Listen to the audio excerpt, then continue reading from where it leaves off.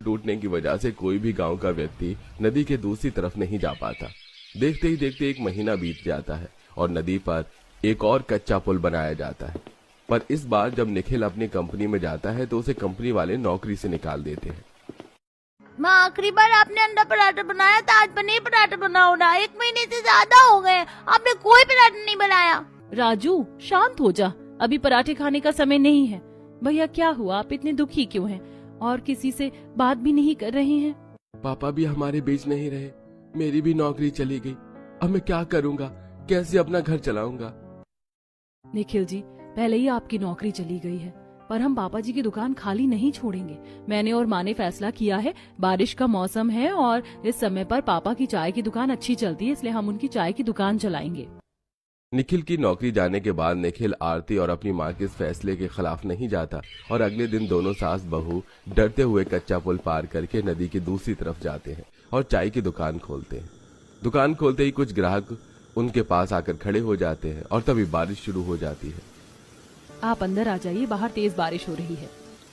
हाँ बेटा, क्यों नहीं। वैसे पवन साहब, जब से विनोद भाई साहब गए हैं उनकी चाय बहुत याद आती है। वो कह रहे थे कि बहुत जल्द चाय के साथ पराठे भी बेचेंगे। अगर इस गर्मा गर्म चाय के साथ इस बारिश में पराठे मिल जाते तो मजा ही आ जाता। हाँ भाई साहब, तुम बोल तो सही रहे हो, पर अब कर भी क्या सकते हैं। दोबारा से चाय की दुकान खुल गई, वही बड़ी बात है। और पराठा लेने के लिए इस बारिश में भीगते हुए कौन इतनी दूर जाए, खाली चाय पीकर ही काम चलाना पड़ेगा।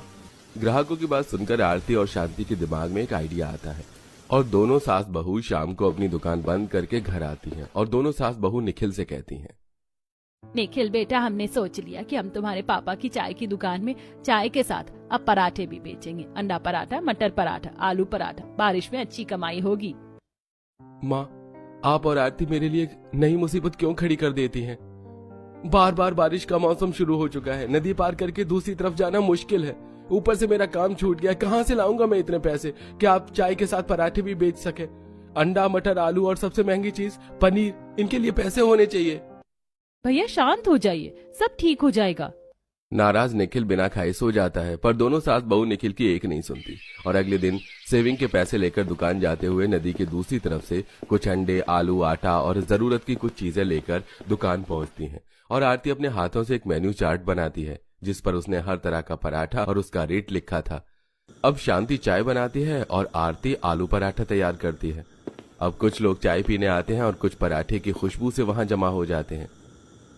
अरे, खुशबू तो बहुत अच्छी आ रही है, किस चीज का पराठा है? अभी तो आलू का पराठा बन रहा है, वैसे हमारे यहाँ अंडा पराठा और भी तरह का पराठा है। आरती